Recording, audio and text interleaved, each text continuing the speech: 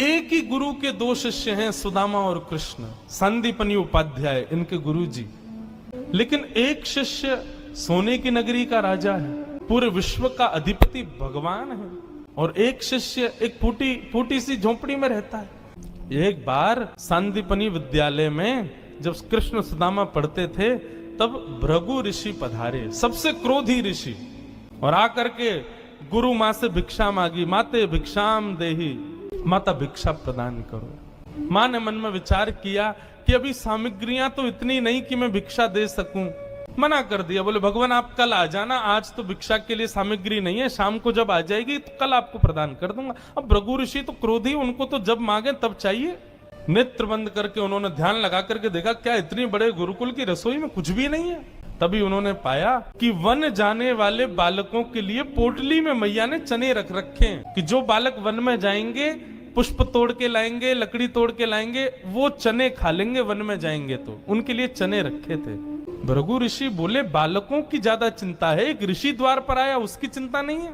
थोड़ी दूर जाकर के अपने कमंडल के जल से श्रापित कर दिया, जो भी उन चनों को खाएगा वो लक्ष्मीहीन हो जाएगा, उसके जीवन से लक्ष्मी चली जाएगी, वो निर्धन हो जाएगा। जिस समय भृगु ऋषि श्राप दे रहे थे, सुदामा जी वहीं एक वृक्ष के पीछे बैठ करके कुछ पुष्प तोड़ रहे थे। जैसे ही श्राप दिया, सुदामा जी पहले तो चाहते थे कि मैं जाकर के ये संकेत कर दूं कि भाई उन चनों को मत खाना, उनको शाप लगा है। लेकिन तभी गुरुकुल जाते समय देखा कि सामने से अपने दोनों कमर पर पोटलियां बांध करके कृष्ण चले आ रहे हैं। सुदामा जी बोले लाला कहां जा रहे हो? बोले आज तोकू और मोकू वन में जावे की सेवा मिली है, मोए और तोए वन से पुष्प और तुलसी तोड़ के लानी है, लकड़ी तोड़ के लानी है। चल देख, गुरु मैया ने वन में खावे के काजे चना भी दिए, दोनों प्रेम से पाएंगे और प्रेम से वहां से बढ़िया सब कछु लेके आएंगे। आज बालकन में हमारो नंबर आया हो वन में जावे को। सुदामा जी की नजर पोटलियों पर पड़ी, बोले कन्हैया कहीं खा नहीं ले, फेंक देंगे तो कहीं अंकुरित होके वृक्ष बन गए, कोई भी खाएगा तो लक्ष्मीहीन हो जाएगा, मेरो कन्हैया खा लेगो तो लक्ष्मीहीन है जाएगो। सुदामा जी जिद करने लगे, बोले सुन तू बाकी के सामान रख अपने पास, ये पोटली मोह दे दे मैं बांधू अपने कमर पे। ठाकुर जी बोले क्यों, मैंने बांध तो रखी। बोले तेरो भरोसा ना है, तो को भूख लगेगा तो मेरे बटके ने खा जाएगो, मोकूद है, जब भूख लगेगी तो दोनों बांट के खाएंगे। और जिद करके सुदामा जी ने दोनों पोटली अपने पास रख ली। वन में वृक्षों की लकड़ी तोड़ रहे हैं, पुष्प तोड़ रहे हैं, फल तोड़ रहे हैं। सुदामा जी मौका ढूंढ रहे हैं, कब मौका मिले मैं भागूं एकांत में चने खा लूं। तभी जोर की बारिश होने लगी। बारिश के कारण ठाकुर जी तो एक वृक्ष के नीचे जाकर के खड़े हो गए। अरे आजा सुदामा यहीं खड़ो है जा, बहुत वर्षा है रही है। पर सुदामा जी एक बगल में एक और विशाल वृक्ष था, उसके ऊपर चढ़ गए, डाल पर जाकर के बैठ गए। वर्षा हो रही थी, ठाकुर जी एक वृक्ष के नीचे खड़े हैं, दूसरे वृक्ष के ऊपर सुदामा जी बैठे हैं। सुदामा जी बोले यही सही समय है, और पोटलियां खोल करके सुदामा जी खाने लगे। ठाकुर जी ने देखा, ए सुदामा मेरे उचना है बा में, खा मत जाइयो, रुक जा बरसा रुकंद मैं हूं, आ रहा हूं ऊपर। लेकिन सुदामा जी के नेत्रों से आंसू गिर रहे हैं। बोले लाला तू सदा प्रसन्न रहे, मेरे बट की लक्ष्मी भी तेरे पास आ जाए, तेरे जीवन में कभी कोई कष्ट नहीं आवे, मेरे लाला को कभी रोनो नहीं पड़े, कभी उदास नहीं हो, कभी दुखी नहीं हो, यही मेरी मित्रता को उपहार मैं अपने कृष्ण को देना चाहूं। और उपहार के रूप में सुदामा जी ने मानो अपने जीवन में प्राप्त होने वाली समस्त लक्ष्मी भी श्री कृष्ण के चरणों में पधरा दी, और दोनों पोटली के चने स्वयं सुदामा जी खा गए। द्वारिकाधीश कृष्ण उस दिन तो सोच रहे थे कि सुदामा तूने एक बार भी विचार नहीं किया कि मेरे भी चने थे उसमें, पा गया। सुदामा जी क्षमा मांगने लगे, बोले माफ कर दे लाला, भूख ज्यादा लगी हमारे, खा गए हो। लेकिन वास्तविकता कौन जाने। सुदामा जी महाराज फटी टूटी झोपड़ी में रहते हैं, उधरी हुई धोती पहनते हैं, अन्न जल का तो कोई ठिकाना ही नहीं है, ऐसे घर में रहते हैं। पत्नी बोली द्वारिकाधीश आपके मित्र हैं, आप जाते क्यों नहीं कभी उनसे मिलने? सुदामा जी बोले कहीं मेरी दशा देख करके कोई ये ना सोचे गरीब है, भिखारी मांगने आया, इसलिए मुझे अजीब लगता है। और दूसरी बात ये कि मैं कृष्ण का सखा हूं, अब कृष्ण तो बढ़िया राजकीय वेश में रहता है, अब मैं ऐसे रहता हूं, कोई मुझे देख करके कहीं ये ना सोचे ये कैसा सखा ठाकुर जी का, इसलिए मुझे लगता है कि मैं यहीं से ही उनको भज लूं, उनके पास ना जाऊं। सुदामा जी की पत्नी ने सौगंध दे दी, तुम्हें मेरी सौगंध है, जाओ द्वारिकाधीश से मिलके आओ। पत्नी की सौगंध मान करके सुदामा जी आज विचार करने लगे, जाऊं? कृष्ण ये तो नहीं सोचेगा कि कहां से आ गया, कुछ मांगने आया है।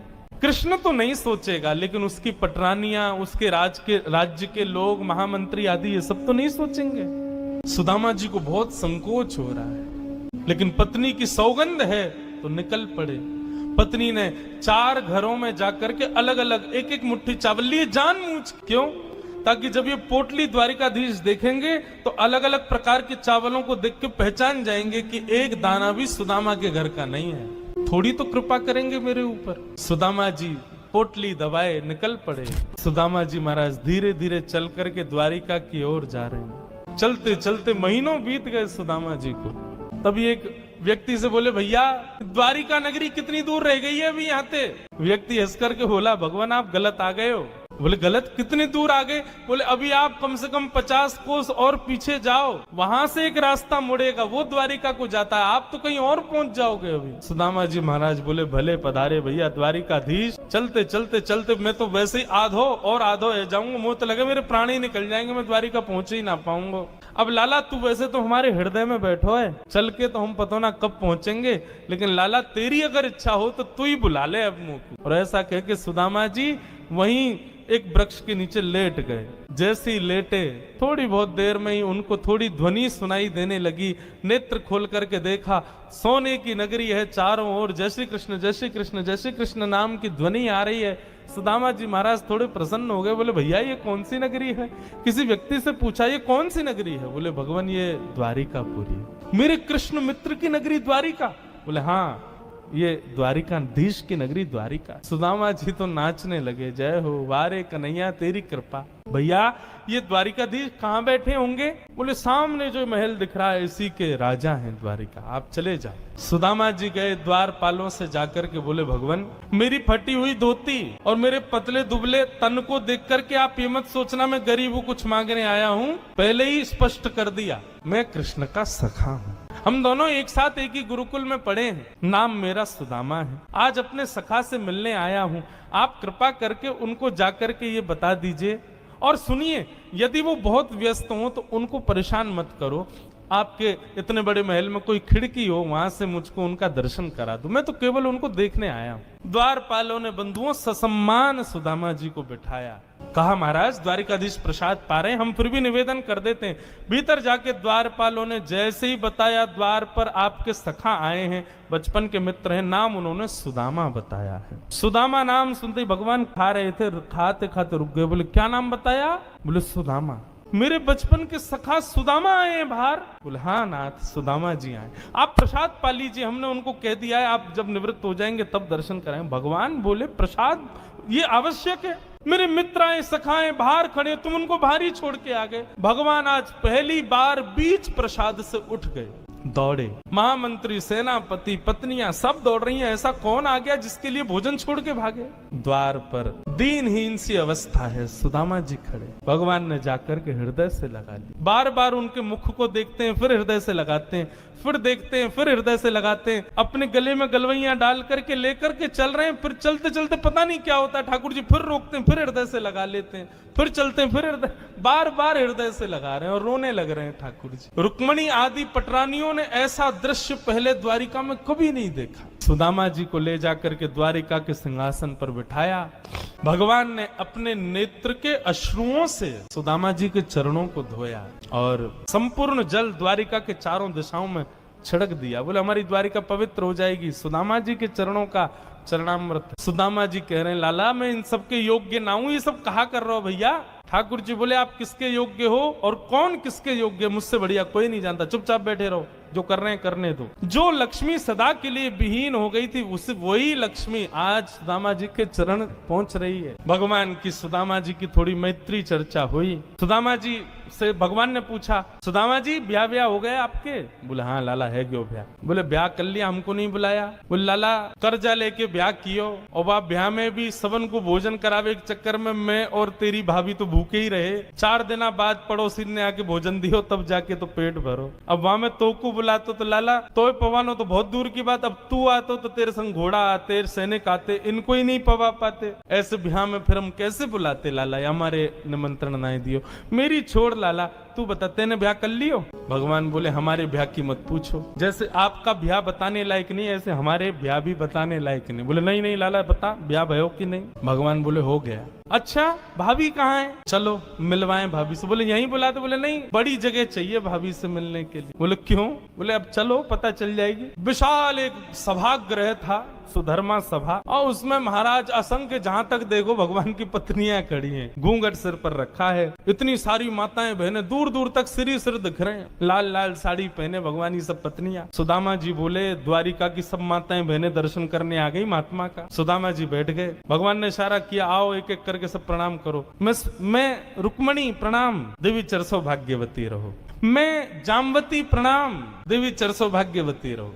मैं सत्यभामा प्रणाम, देवी चरसो भाग्य। मैं कालिंदी प्रणाम, देवी चरसो भाग्यवती रहो। मैं भद्रा, मैं लक्ष्मणा, सब प्रणाम करती हुई 500 पत्नियां प्रणाम कर गई भगवान के। जब 1000 पत्नियां प्रणाम कर गई, ठाकुर जी खड़े खड़े देख रहे थे। सुदामा जी बोले लाला यहाँ पे आइयो, कितनी और हैं अभी? भगवान बोले 16,108। अच्छा लाला ये सब अपनी है?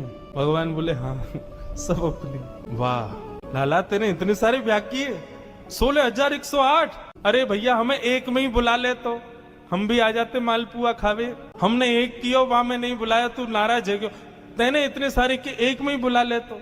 ठाकुर जी बोले कितने ब्याहों में तो मैं भी नहीं गया था, मेरे बिना ही ब्याह है गया, बिना दूल्हा के ही बारात चल गई। बोले लाला देख पतलो दुबलो सो में सुदामा 500,000 पत्नियां प्रणाम कर गई, मेरा तो अभी से बीपी हाई है गो। लाला 16,000 उनको आशीर्वाद दूंगा तो मुंह तो लगा मेरे प्राण ही निकल जाएंगे। एक काम कर, पत्नी तो 16,108 है, पति तो अकेलो तू ही है ना? बोले हाँ। एक काम कर तू मुंह को प्रणाम कर, मैं तू को आशीर्वाद दे दूं। आधीश दंडवत कर रहे हैं और सुदामा जी दोनों भुजा से आशीर्वाद दे रहे हैं। इस दृश्य को देख करके द्वारिका के लोग बलियां लेने लगे। जय हो, धन्य है हमारे द्वारिकाधीश। एक ब्राह्मण को कितना सम्मान देना चाहिए, द्वारिकाधीश से सीखो। अपने राज सिंहासन पर बैठा दिया, ये भी विचार नहीं कर रहे हैं कि मैं द्वारिकाधीश हूं, मैं जगत नियंता जगदाधार हूं। साष्टांग दंडवत प्रणाम कर रहे हैं सुदामा जी को। सुदामा जी उनको आशीर्वाद दे रहे हैं।